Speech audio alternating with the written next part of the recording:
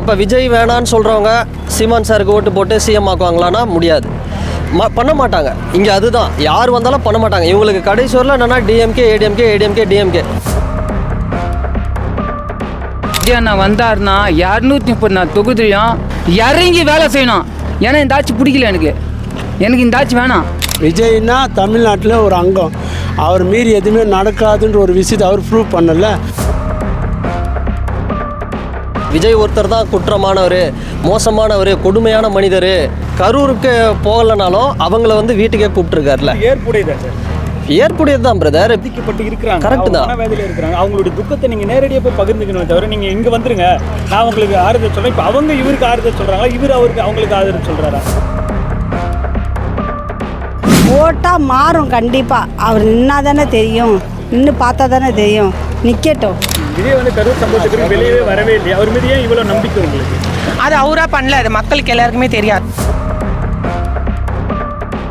ஏன் சொல்கிறேன், முருகர் கையில் தான் வேலு இருக்கும், அந்த வேலு அண்ணன் கையில் எடுத்துட்டாரு. அதை பார்த்த உடனே எல்லாருக்கும் பயம் வந்துடுச்சு. ஏன்னா இப்போ நம்ம அண்ணன் என்ன ஓட்டு போடியா, ஓட்டு போட மாட்டியா, போடுவில்ல. அப்புறம் தமிழ்நாட்டுக்கு வர அண்ணன் தானே, அண்ணனுக்கு ஓட்டு போடாமல் யாருக்கு போடுவா? யாராவது அவர் குற்றவாளி சொன்னாலா கரூர் சொல்ல, யார் குடும்பத்தில் இல்லை. அப்போ பிரச்சனை காரணம் அவர் இல்லை. அப்புறம் வெளில வந்து சந்திக்கல. இப்போ எதன் அடிப்படையில் நீங்கள் தற்கூரின்னு சொல்கிறீங்க? இப்போ இன்றைக்கி இதே விஜய் நாளைக்கு வந்து திமுக கூட நான் கூட்டணி வரேன்னா அவரை மாதிரி நல்லவர் இந்த உலகத்திலே இல்லைன்னு சொல்லுவீங்க. சிஎம் சாராக இருக்கட்டும், உதயநிதி சாராக இருக்கட்டும், யார் வேணால் வரட்டும், நாளைக்கு இன்பநிதி அவர் வந்தால் கூட சிஎம் ஆகட்டும், நான் இல்லைன்னு சொல்ல. ஏன்னா விஜய் மீது உங்களுக்கு அவ்வளோ நம்பிக்கை? ரொம்ப நல்ல மனுஷன்.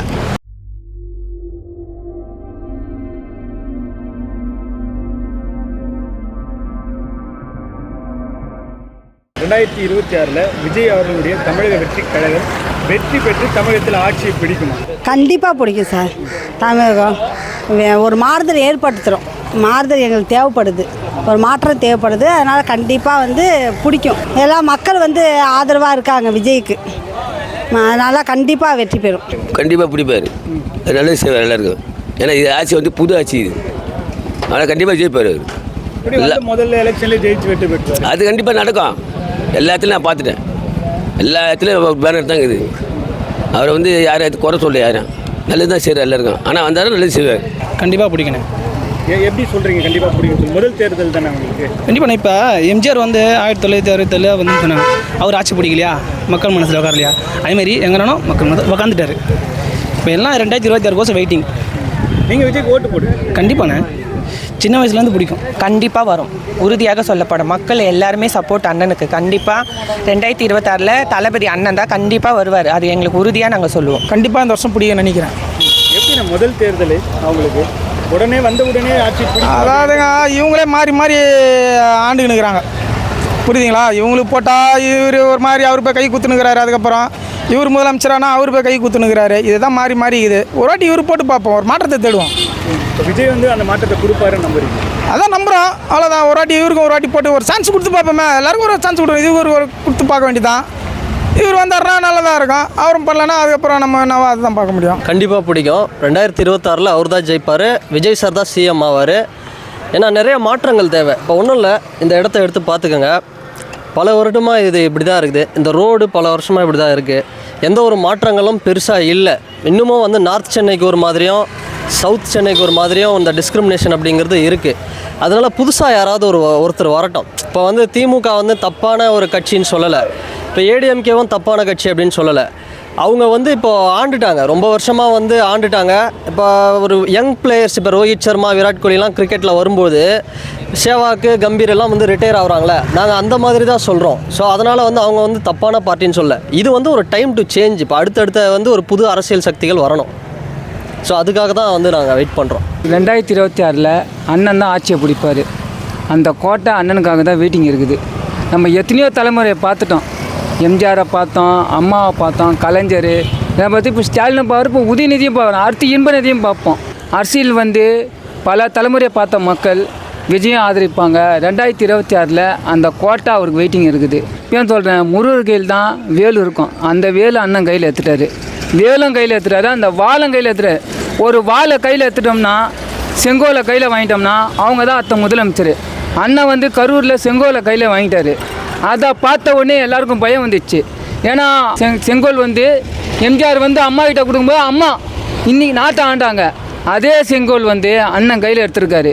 அதனால எல்லாருக்கும் பயம் வந்துச்சு. நான் செங்கோலை கையில் எடுத்துறாரு, நெக்ஸ்ட்டு அவர் தான்ட்டு முடிவு பண்ணிட்டாங்க. இப்போ நான் என்ன கேட்குறேன்னா, உங்கள் ஆட்சியில் நீங்கள் கூட்டணி வைக்கிறீங்க, கூட்டணி வைக்கிற ஆளுங்களுக்கு நீங்கள் அங்கீகாரம் கொடுக்குறீங்களா? அங்கீகாரம் யாரும் கொடுத்து கிடையாது. கரூர் சம்பவத்துக்கு பிறகு 1 மாத காலம் ஆக போகுது, இதுவரையும் அவர் வெளியே வரலையா? அவர் மீது உங்களுக்கு அவ்வளோ நம்பிக்கை? அதுமாரி வேணும்னா அவர் மேலே எந்த தப்பும் கிடையாது. அவருக்கு தேவையான அளவு கூட்டத்தை கொடுக்கல. அந்த இவ்வளோ கூட்டம் வரும் தெரிஞ்சு அந்த இடத்த அவர் கொடுக்கல. அவர் மேலே எந்த தப்புமே கிடையாது. அதனால் சரியான இடத்த வந்து அவங்க கொடுக்கல.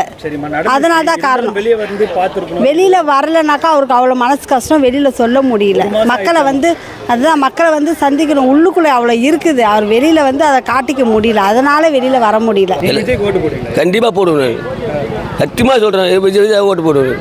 விஜய் முதலமைச்சர் ஆவாரா? கண்டிப்பாக ஆவார். நான் சொல்லுன்னு எல்லாமே சொல்லுவாங்க. ஏதோ ஆட்சி நடந்து போச்சு, ஏதோ கட்சியில் இது மாதிரி இருந்துட்டாங்க, அது எல்லாமே சேர்ந்தார்ல. விஜய்க்கு வரக்கூடிய கூட்டம் இருக்குல்ல, அது வந்து ஓட்டா மாறாது அப்படின்னு சொல்கிறாங்க. அதெல்லாம் உண்மையே கிடையாது. கண்டிப்பாக அண்ணனுக்கு தான் எல்லா ஓட்டும் மாறும். நீங்கள் விஜய்க்கு ஓட்டு போடுவீங்க? கண்டிப்பாக போடுவேன். நானும் இல்லை, எங்கள் திருநங்கை மக்களுங்க எல்லாருமே அண்ணனுக்கு சப்போர்ட்டாக தான் எல்லாருமே இருக்கிறாங்க. ஓட்டாக மாறும் கண்டிப்பாக. அவர் நின்னா தானே தெரியும், நின்று பார்த்தா தானே தெரியும்.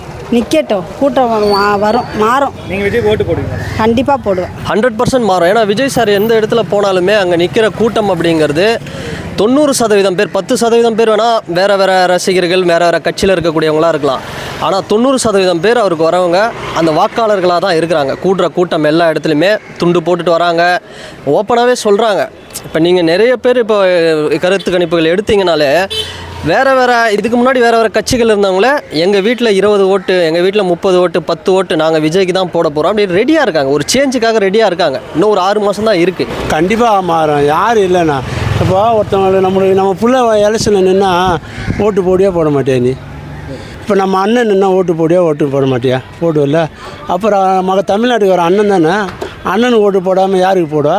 ரசிகர் கூட்டம் அதில் ஓட்டா மாறாதுன்னு தானே சொல்கிறேன். எம்ஜிஆர் ரசிகர் இருந்தால ஓட்டா மாற்றா இல்லையா? அதே தான் எம்ஜிஆர் கருத்து விஜய் தான். அப்படியே சொல்கிறதுலாம் கருத்தாகாது. ஏன் எம்ஜிஆருக்கு வந்து அது முதலமைச்சர் ஆகலையா, அந்த மாதிரி இவரும் வந்து ஆக போகிறாரு. விஜய்க்கு பின்னால் வரக்கூடிய கூட்டம் வந்து தற்கொலை கூட்டம், அணில் கூட்டம் அப்படிலாம் அப்போ அவன் கிடக்குறானுங்க. அவனுக்கு பின்னாடி அது உட்காந்துக்கிறவங்களும் அவங்களுக்கே தெரியாது. அவங்க ஆளான்ட்டு மீடியாவில் பேசும்போது உட்காடுறவங்க அவங்களே தெரியாது, அவங்க ஆளுனே தெரியாது. அப்புறம் விஜய் முதலமைச்சர் ஆக வாய்ப்பு இருக்குது. நீங்கள் விஜய்க்கு ஓட்டு போடுவீங்க? நான் போடுவேன். சீமான் அவர்களுக்கு ஓட்டு போடுவீங்க? அதுக்கு முன்னாடி அவர் தாங்க போட்டிருந்தேன், ஏங்க போய் சொல்ல போகிறேன். அந்த 2 ஆட்சியை நம்ம பார்த்து ஒரு ஹோட்டலில் போய்ட்டு பொங்கல் சாப்பிட்டுருந்தேன், இட்லி சாப்பிட்டேன். இந்த ஆட்டி ஒரு தோசை ஒன்று சாப்பிட்டு பார்ப்போமே, அதனால் இவரை போட்டு பார்ப்போம். ஏன் இந்த சீமான் ஓட்டு போட மாட்டீங்களா? இல்லை, அவர் ஒரு வாய் சரியில்லை. அவருக்கு வாய் சரி, அவர் ஒன்று பேசுகிறாரு, மாற்றி இப்படி பேசுகிறாரு, மாற்றி பேசுகிறாரு ஒரு வாட்டி. ஆனால் அவருக்கு தான் அதுக்கு முன்னாடி போட்டிருந்தேன். 2 நான் அவரை பார்த்தேன். அதுக்கப்புறம் அந்த விஜய் வரனா வந்தோன்னா இவருக்கு போகலான்னுக்கிறேன். கொள்கை கூட்டம் அப்படின்னு சொல்கிறாங்க. ஆனால் அவரால் ஏன் வெற்றி பெற முடியல? ஏன் முதலமைச்சர் ஆகிறதுக்கான வாய்ப்பு இருக்குது? யார்? சீமான் அவர்களுக்கு இருக்குது. அவர் நல்லா பேச்சாளர், நல்லா இதெல்லாம் இருக்குது. அவர் எதாவது என்ன சொல்கிற வாய் சரியில்லை. அவர் கூட தனியாக நிற்கிறேன். அவர் கூட்டணியில் எதனா போயிருந்தாருன்னா நேரம் அவரும் வந்துட்டுப்பார். தனித்து நிற்கிறேன், தனியாக தான் நின்றுக்கிறாரு. விஜய் முதலமைச்சராக வாய்ப்பு இருக்கா? கண்டிப்பாக 100% வாய்ப்பு இருக்குது.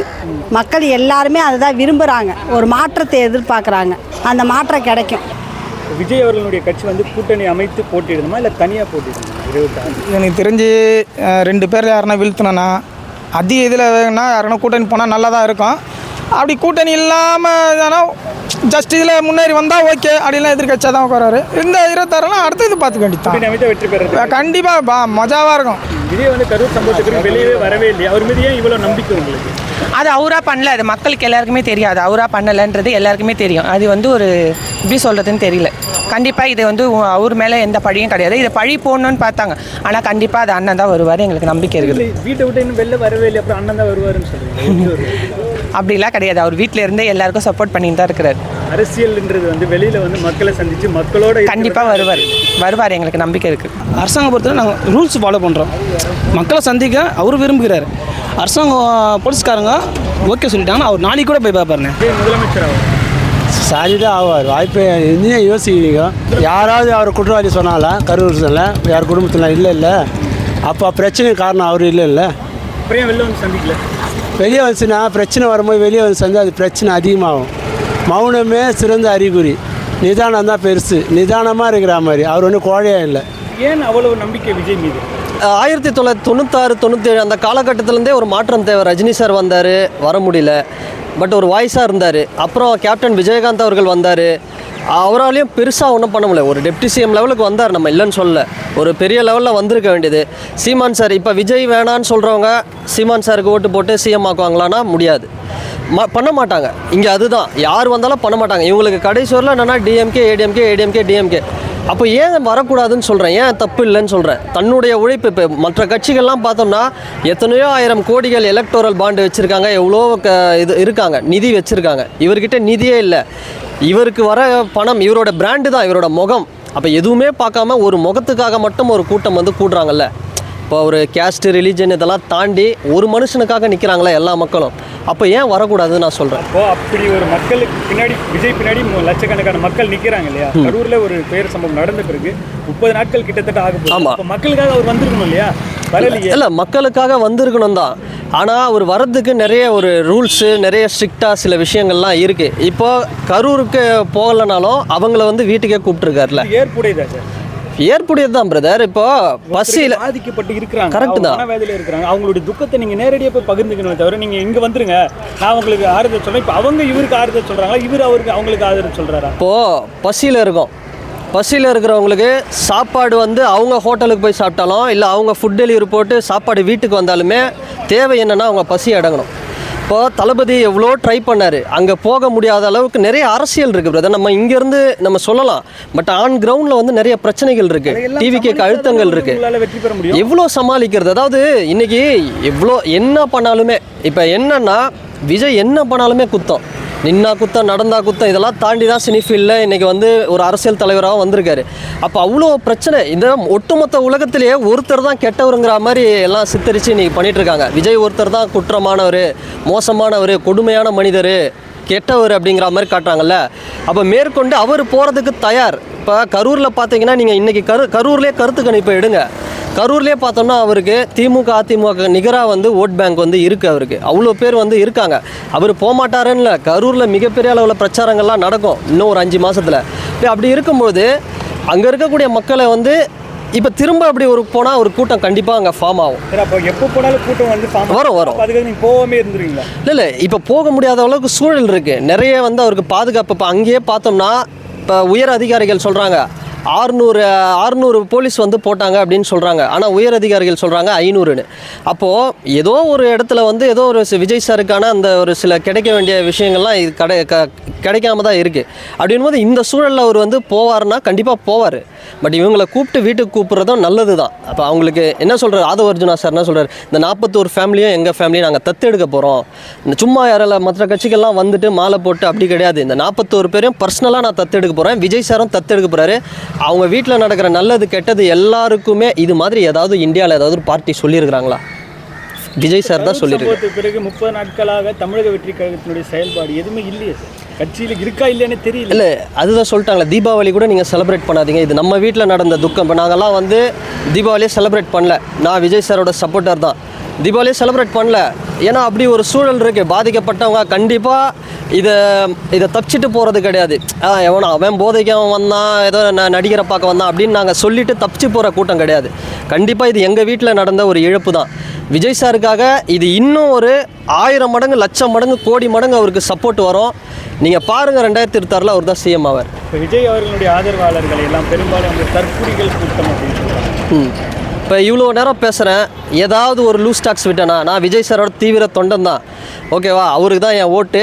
இப்போ ஏதாவது ஒரு லூஸ் டாக்ஸு இப்போ பேசும்பொழுது ஏதாவது, ஆனால் சிவாஜி கிருஷ்ணமூர்த்தி அவர்கள் எப்படி பேசுகிறாரு, ஒரு மேடையிலையும் மிக கொச்சையாக, ஆபாசமாக, ரொம்ப மோசமாக எல்லாரையும் இழிவுபடுத்துகிறாருல. நான் ஏதாவது ஒரு இடத்துல முதலமைச்சரையோ இல்லை திமுகவையோ அதிமுகவையோ, அப்போ எதன் அடிப்படையில் நீங்கள் தற்கூரின்னு சொல்கிறீங்க? இப்போ இன்றைக்கி இதே விஜய் நாளைக்கு வந்து திமுக கூட நான் கூட்டணி வரேன்னா அவரை மாதிரி நல்லவர் இந்த உலகத்திலே இல்லைன்னு சொல்லுவீங்க. இப்போ அவர் வந்து வரலைங்கிறதுக்காக எதிர்த்து நிற்கிறார் அப்படிங்கிறதுக்காக நீங்கள் வந்து அவரை தற்கூரி, அவரோட கூட்டம் அணில் கூட்டம் அப்படின்னு சொல்கிறீங்க. இது எது தப்பு இல்லை. இது இப்போ நாங்கள் என்ன சொல்கிறோன்னா கூடியவங்களுக்கு உங்களுடைய பதில் என்னவாக சார்? ஆரோக்கியமான போட்டி தாங்க. இப்போ சிஎம் சாராக இருக்கட்டும், உதயநிதி சாராக இருக்கட்டும், யார் வேணால் வரட்டும், நாளைக்கு இன்பநிதி அவர் வந்தால் கூட சிஎம் ஆகட்டும், நான் இல்லைன்னு சொல்ல. ஆரோக்கியமான போட்டி கண்டெஸ்ட் பண்ணுங்கள். ஒரு காம்படிஷனில் கண்டெஸ்ட் பண்ணுறோம், விஜய் சாரும் கண்டெஸ்ட் பண்ணுறாரு. நான் எங்களை வந்து ஒரு சுயேட்சையாக பாருங்கப்பா. நாங்கள் டிவிக்கு வந்து ஒரு சுயேட்சை கட்சியாக பாருங்கள். நாங்கள் வந்து எங்களை நீங்கள் தோக்கடித்து வீட்டுக்கு அமிச்சாலும் சந்தோஷம்தான். போயிட்டு வந்து ஏதோ அந்த மனுஷன் சினிமா பார்க்க ஏதோ நடிக்க போகிறாருன்னு வச்சுக்கோங்களேன், நடிப்பார், அரசியலும் பண்ணுவார், பவன் கல்யாண் மாதிரி ரெண்டுத்தையும் பண்ணுவார். அப்போது வரதுக்கு முன்னாடியே இவ்வளோ ஒரு பேரிகேட்ஸ் போட்டு வரவே கூடாதுன்னா ஒரு ஆரோக்கியமான இது நடக்கட்டும். இது ஒரு எக்ஸாம் மாதிரி தானே, எல்லாருமே எழுதுங்க. யார் நல்ல மார்க் எடுக்கிறாங்களோ அவங்களுக்கு நீங்கள் ஜெயிக்க போகிறாங்க, பாஸ் ஆக போகிறாங்க. அந்த மாதிரி தான் அரசியலும்.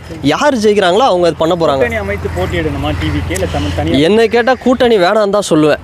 கூட்டணி வேண்டாம். ஏன்னா இந்த கூட்டணின்னு இதிலக்கெல்லாம் மாட்டிக்கிட்டு தான் இன்றைக்கி கேப்டன் விஜயகாந்த் அவருடைய கட்சியை வந்து இன்றைக்கி ஒரு மாதிரி பேசி இன்றைக்கி ஒரு மாதிரி ஆக்கிட்டாங்க. ஏன்னா இன்றைக்கி ஃபீல் பண்ணுறோம் கேப்டன் தனியாகவே இருந்திருந்தார் அப்படின்னா. அப்போது ஒருவேளை கூட்டணி அமைஞ்சால் தளபதி எந்த கூட்டணியில் பயணிக்கணும்னு நினைக்கிறாரோ அதுக்கு நாங்கள் வந்து கண்டிப்பாக சப்போர்ட் பண்ணுவோம். ஆனால் என்னோடய ஒப்பீனியன் கூட்டணி இல்லாமல் தனித்து நிற்கிறது தான் மக்களுக்கு நல்லதாக இருக்கும். அவர் சைடில் கூட்டணி போட்டு உட்கார வைக்கணும். அவரோட பலம் என்னன்னு தெரியணும்ல தமிழ்நாட்டுக்கு. இப்போ விஜய்னா ஒரு சாதாரண ஒரு ஏதோ ஒரு விஜய் அப்படின்னு நினைக்கிறேன். அப்படி இல்லை, விஜய்னா தமிழ்நாட்டில் ஒரு அங்கம். அவர் மீறி எதுவுமே நடக்காதுன்ற ஒரு விஷயத்தை அவர் ப்ரூவ் பண்ணல. அவர் சைடில் ஒரு கூட்டணியை போட்டு அவரோட பலத்தை காட்டணும். அது ஜெயிக்குது, வெற்றி தோல்வின்றது அது அப்பாற்பட்ட விஷயம். புரியுதா? அவருடைய மக்களுக்கு என்னோட பவர் என்னன்னு அவர் தெரிவிக்கணும்ல. ஏன்னா விஜய் மீது உங்களுக்கு அவ்வளோ நம்பிக்கை? ரொம்ப நல்ல மனுஷன். அவர் மேலே நான் நம்பிக்கை இது. அவர் ஒன்றையும் அவர் இத்தனை கோடி அத்தனை கோடி வாங்கினா அவர் உழைச்சி வாங்கினார். அவர் யாரையும் ஏமாற்றி ஊழல் பண்ணி வாங்கலைல்ல. இன்றைக்கி கூட மாநாடுலாம் அவர் சொந்த காசை போட்டு தானே பண்ணார். யாரோட காசு இல்லைல்ல, அவரோட உழைப்பு தானேயா. அப்போ நல்ல மனுஷன் தானே. இன்றைக்கி வந்து அவர் எவ்வளோ விஷயம் பண்ணிடுறாரு. சில பேருக்கு தெரியும், சில பேர் தெரியாது இல்லையா. அதான் நல்ல மனுஷன். கண்டிப்பாக எனக்கு நம்பிக்கை இருக்குது தளபதி. நான் மட்டும் இல்லைங்க, எல்லாருமே போடுவாங்க. இப்போ படித்த இளைஞருங்க எவ்வளோ பேர் இருக்காங்க, வேலை கிடைக்காம இன்றைக்கி வந்து ஹோட்டலில் வேலை செய்கிறான். ஒரு பிஏ ஒரு டிப்ளமோ முடிச்சு இன்றைக்கி ஹோட்டலில் தட்டுக்கழுவுற வேலை செய்கிறான், பெருக்கிற வேலை செய்கிறான். படித்த இளைஞர்களுக்கு வேலை கொடுக்கணும். ஏன் வேலை கொடுக்க மாட்டேங்க? விஜய் வந்தால் மாறிடுவாங்க. நம்ம போட்டு அது வந்தால் பண்ணுவாரா நம்ம பார்க்கணும். அண்ணன் வந்தால் பண்ணுவாரா நம்ம பார்க்கக்கூடாது. அண்ணனை ஜெயிக்க வச்சு பண்ணலனா, இப்போ நானே சொல்கிறேன், இப்போ அண்ணனுக்கு நான் ஓட்டு போடுறேன்னு சொல்ல, அண்ணன் பண்ணல நானே கேட்பேன். விஜய் முதலமைச்சராவது 100% வாய்ப்பு. நம்ம தலை வந்தாலும் கூட்டம் வரும், ரஜினி வந்தால் கூட்டம் வரும். அண்ணனுக்கு வர கூட்டம் நம்ம திருப்பதி ஏழுமலையாக்கம் வர கூட்டம் மாதிரி. எப்படி ஏழுமலையான் பார்க்க மலை ஏறி போய் பார்க்குறோமா, அண்ணன் வந்து இங்கே நின்னாலே கூட்டம் கண்டிப்பாக ஓட்டாக மாறும். நான் இப்போயே சொல்கிறேன், அந்த செங்கோலை கையில் எடுத்துட்டாங்க. இனிமேட்டு அண்ணன் தான் 2026 அண்ணன் தான். அன்றைக்கி விஜயகாந்த் நிற்கும் போது அவர் அப்போ ஜெயிக்கலை, கூட்டணி வச்சார், அதுக்கப்புறம் ஜெயித்தார். ஆனால் அவருக்கு முறையான அங்கீகாரம் அவர் கரெக்டாக பேசியிருந்தாருன்னா இன்றைக்கி தமிழ்நாட்டு அவர் தான் விஜயகாந்த் தான் இருப்பார். இன்றைக்கி அவர் எப்படியோ போயிட்டு சதிக வலையில் போயிட்டு வீழ்ந்து இன்றைக்கி அவர் இல்லை. அந்த இடத்த நிரப்ப ஒரே ஆள் அண்ணன் மட்டும்தான், விஜய் அண்ணன் மட்டும்தான். மேலும் வீடியோக்களுக்கான ரியாக்ட் தமிழா யூடியூப் சேனலை உடனே சப்ஸ்கிரைப் பண்ணுங்க. மறக்காம பெல் பட்டனையும் கிளிக் பண்ணுங்க.